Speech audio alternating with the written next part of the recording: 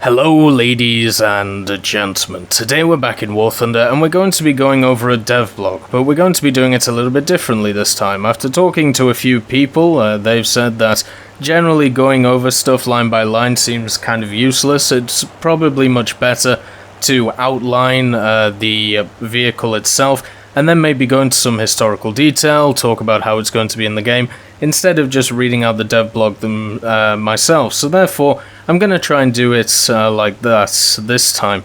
This should mean that there should be more room for opinions, there should be more room for, just general thoughts on how the aircraft is going to be, and also more historical notice to it, which I think is something which is sadly missed, unfortunately, with War Thunder. Therefore, that's what we're going to do from now on, or at least we'll see how it goes on this one.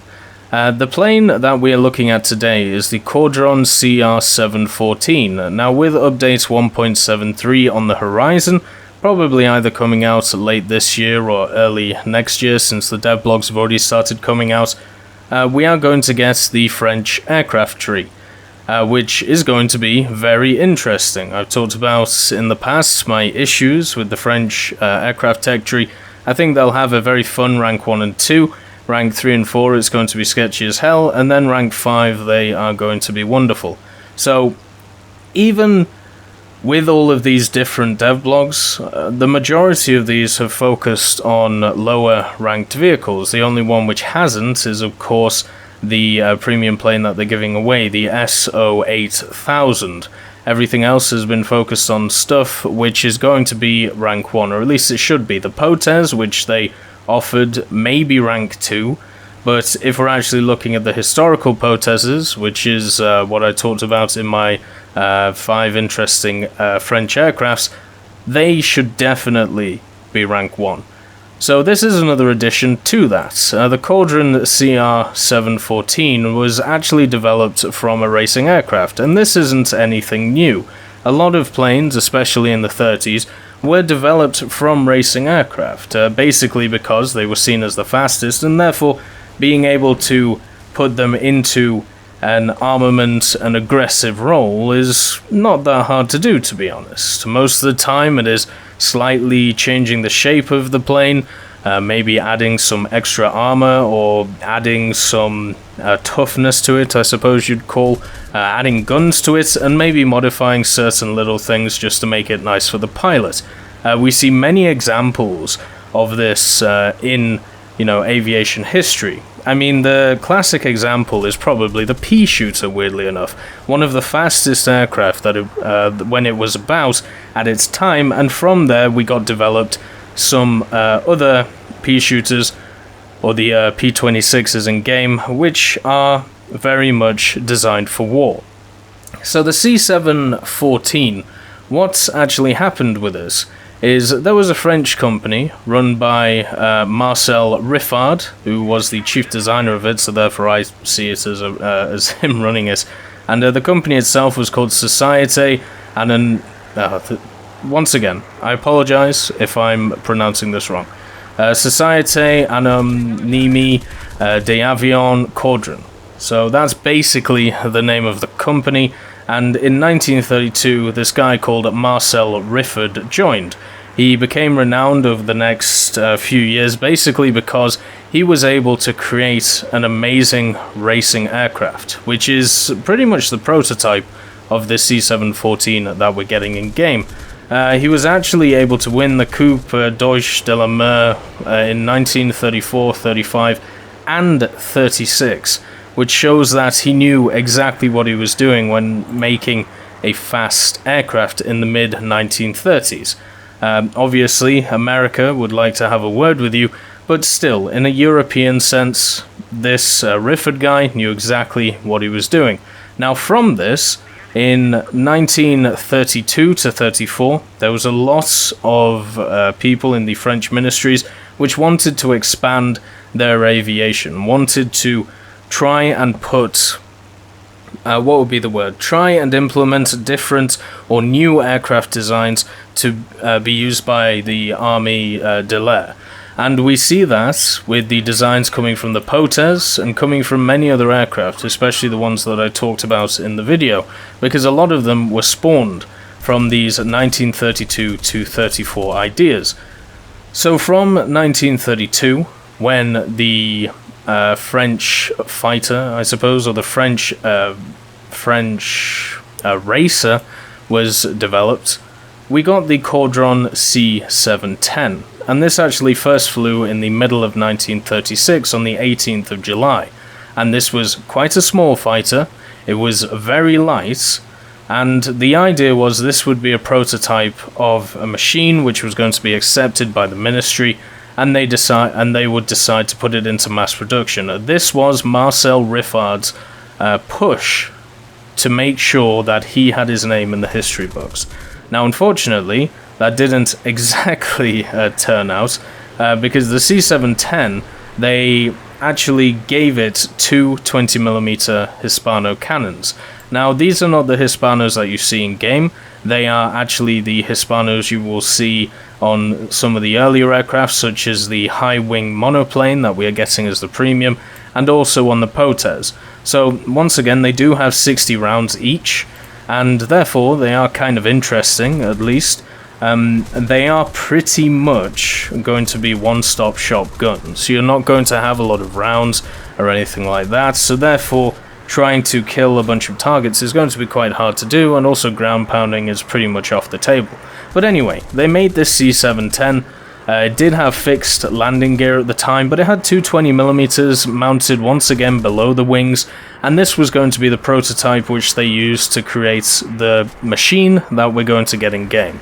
So, with its 336 kilowatts Renault engine, it was seen as sufficient enough to provide a maximum speed that they required, or at least one which was better than what they had, which is much more accurate. And then they created the C.713 Cyclone, which is pretty much what we have in game, or what we're going to have in game. Now, with this machine, the changes that they made was a retractable tailwheel type of landing gear, so basically retractable landing gear. They changed the vertical tail surfaces, and then through many iterations of design and prototype stages, we got ourselves the C.714-01 prototype, which was first flown in the summer of 1938. Now remember, in 1938, the Me-109 was very much established by this point, so was the Hurricane. The Spitfire was definitely in its early years, but it was there. The Bf-110s were around. So, comparing 1936, 1934 and 32 to the ramp up that was 1938 and 39, you've got to understand that a lot of countries definitely surpassed the French air design by then. But anyway, in the C-714, the big differences between that and the 710 and the 713 is that they actually added some structural strengthening to it. So just think about that. In the 710, they equipped two 20s to it, but didn't add any structural strengthening, which is quite hilarious. They also improved the profile of the wing, so it would have less air resistance, so therefore less drag, so therefore it would be able to go through the air quicker. The factory testing of the prototype of the C-714-01 actually went surprisingly well in 1938, so they decided, you know what, we'll order about 100 of them. So they ordered 100 of them, and they also decided that in wing mounts under the wings, you would have two 7.5mm on each side wing-mounted machine guns, which at the time for France was very standard. You would have the 7.5mm and then a 20 if you were lucky. There were a lot of heavy fighters at the time, or, supposedly heavy fighters, which were using the 20mm. Of course, the D520s were coming around, and also, basically, you either got the 7.5s or you got some iteration of the Hispano 20s and the 7.5mm. So in September 1938, this was when all of the testing was done on the prototype. By November, the Air Ministry decided that they wanted 100 of the C-714 aircraft, and that meant that with its low-wing cantilever configuration, it was going to be an all-wood construction, and the only thing that wasn't going to be wood was going to be the control surfaces, which was going to be a light alloy and obviously fabric covering over the plane itself. You can see the idea here is trying to keep it as light as possible, instead of going for any, armor or any durability. Basically just try and make it as light as possible to try and get the most out of the engine that it had. Now, what is kind of interesting is actually in the wing structures themselves, there was some streamlined pods which were designed, and these were obviously designed to carry the 7.5mm under them. The reason why they couldn't actually fit the 7.5mm in the wings themselves is because the wings were actually too shallow, so therefore the 7.5s couldn't fit in them, so they had to retrofit some kind of pod on it in order to keep the 7.5s, or at least have the 7.5s fit in. This means that, obviously, air resistance became a big issue on the wings. It also made them quite heavy, and with a structure made of just wood, this meant that because you are also a light fighter, then one of the biggest issues you're going to have is your wings snapping off, which was definitely something noted by some of the engineers who at least were experimenting on them. So by the summer of 1939, so pretty much around the time of the start of World War II, 50 of the aircraft were intended to serve in the French Air Force, but they were actually diverted to assist with Finland. You've got to remember, at this time, Finland was fighting its winter war against Russia, so therefore they needed all the help they could get. If Russia could break through Finland, then nobody knows what could have happened. You've got to remember, at the time of the start of World War II, there was a peace pact between Hitler and Stalin, therefore between two of the largest powers in the world in Russia and Germany, and if Russia had won that winter war, maybe we would have seen a massively different outcome into, World War II as a whole, because it may have given the confidence that Stalin wanted, maybe have given the backing of his men that he wanted to be able to push forward instead of consolidation. But anyway, even though 15 had been intended to serve, they actually, in the French Air Force, they were diverted to Finland, but only 6 actually made it by the 12th of March 1940. So from the summer of 1939 to the 12th of March 1940, so we're talking about a year here, about a year, there was only 6 of them sent, and the rest of them were guessed to have been lost en route, which is completely crazy. And then about 40 of these machines were actually delivered to the French Air Force, which after about 90 were built, were cancelled production because they were kind of useless. And the main reason for this, or the main reason that was noted for this issue, was the fact that the rate of climb was just not good enough.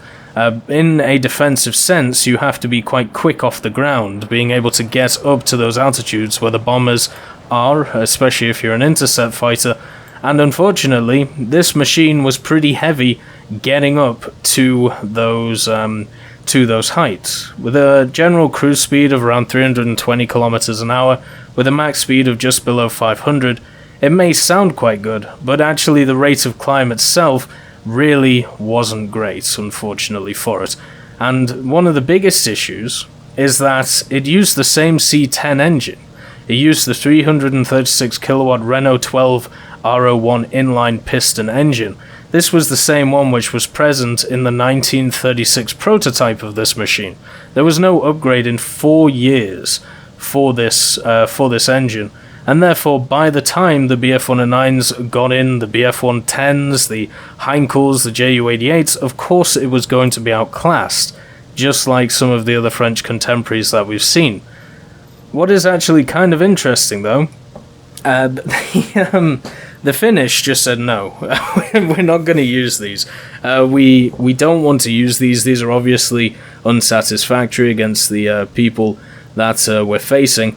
But the Polish actually got a squadron of these guys, and they had around, if I can just read it, I'm not exactly sure how many of the fighters the Polish had, but they were actually able to score 12 confirmed kills and 3 unconfirmed kills in 3 battles, losing 9 in the air and 9 more on the ground. So basically a 12 or a 15 to be generous to 9 KD in a plane which was unsatisfactory for service according to the French Air Force, according to the Finnish Air Force, but the Polish, because they had nothing else, because they basically could take whatever, they basically took whatever they could, they somehow were able to become positive. Now, maybe this is because 4 of them that were shot down were DO-17s, they also shot down 3 BF-109s, 5 BF-110s. So, there's a good mix there. And every time I read about these French aircraft, especially that FK-58 that I talked about the other day, I just wonder, if the Polish ever got their hands on some absolutely, top-of-the-line aircraft, they would just dominate, because in very substandard aircraft, it seems in the early parts of the war, they were able to do very well with not very good aircraft, and we even saw this in the Battle of Britain. A lot of people remember the Spitfire as something which really gave the British the edge, and you can definitely argue that point, but if you look at the stats overall, the Hurricane did a hell of a lot more of the groundwork which was required, but the Spitfire is remembered. But if you look at the Polish squadrons which fought in the Battle of Britain, they all fought in Hawker Hurricanes, and they all did exceptionally well. And I'm just wondering, and also the Polish bomber squadrons did well as well, I should not forget them. But it's just astounding when you look at the Polish Air Force, or, basically the groups of men that they had, and they did exceptionally well in absolutely abysmal conditions. And it's definitely something that, if you don't really know about, you should definitely read about. There are plenty of books on the subject, which are fascinating reads. Something that is also interesting about the Polish in this whole area is the fact that they were actually ordered to withdraw the aircraft because they were just not good enough. The C-714s, but the Polish still flew them because it was better than the PZL P-24, and also the French told them to withdraw their aircraft but didn't give them any replacements. So it was literally like, right, well, you're just going to be grounded for the time being, and the Polish basically just said, no, sod off, we're going to fight. And I don't blame them at all. To be honest, I think I would have fought as well. But it's definitely an interesting machine, and it's another one of these examples of a lightweight fighter which doesn't particularly do too well in the context of World War II. If we go through World War II, there have actually been quite a few light fighters which have done well. The early BF-109s are technically classed as light fighters. They didn't dominate the air, but they did extremely well with definite issues with their design. The A6M2, of course, did pretty well at the start before the Americans figured out how to fight them. And then, of course, the Spitfire. The Spitfire is also seen as a light aircraft, and also seen to be the counter to the 109, another light aircraft. The P-51 is even labelled as a light aircraft, in the form of the P-51H, so there was definitely light aircraft out there which could do a lot of work. Also, the Yak-3 was seen as a light aircraft as well. But the one thing that all of these machines, apart from maybe the Zero, had in their arsenal is a very, very powerful engine.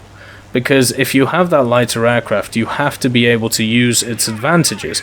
And its advantages are basically being able to turn quite well, and also being able to get to heights and get to speed very quickly.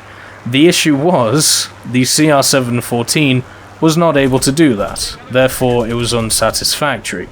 So, after looking at the historical stuff, what are we going to see in-game? In-game, we're going to see a rank 1 French fighter, which is going to be not very good in simulator just because of how far the cockpit is put back. It's going to be pretty much impossible to see below you, and also behind you, since it is a closed cockpit to the back. So in simulator, I don't think we'll see a lot of these, But when it comes to realistic, I think we'll actually see a decent amount. The reason for this is an aircraft like this, because it doesn't have a ton of maneuverability. It was actually noted in a lot of the test files that if you actually turned in this aircraft, you would lose so much speed it wasn't even worth turning, because you will have lost the engagement, because you've lost so much of the so much energy you won't be able to pull off a second or third turn while the enemy is on you. So what generally happens with these aircraft is they get a ridiculously low BR, and then they start fighting biplanes, so then they start becoming energy fighters, because you know there's no way you're going to outturn a biplane, so it all depends on how it does in that department. I'm not too worried about the guns. 7.5mm are definitely fine at taking out rank 1 aircraft. You've got to remember the majority of rank 1 aircraft do not have armor on them, so therefore having a machine which is filled with either universal or air target belts, I can't remember which ones, but basically the IT rounds, which set fire to a ton of stuff as long as they have no armor, it should be completely fine in that role. So even though a lot of people are blasting it because of its historical performance, I feel like this thing is going to get put at like 1.3 or 1.7, and it's actually going to do pretty well, because the majority of the time it's going to get down tiered instead of up tiered, and it's going to be able to smash the enemy. We're going to have to see though.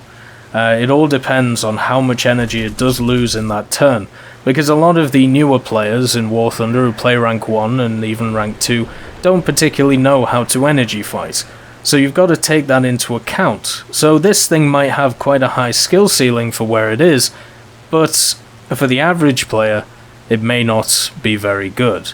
It obviously can't carry any secondary armament, so therefore it's a completely lone fighter.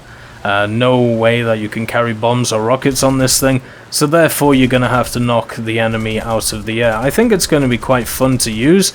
It's obviously going to be underpowered, and it really depends on how easy those wings snap, because they should snap incredibly easy.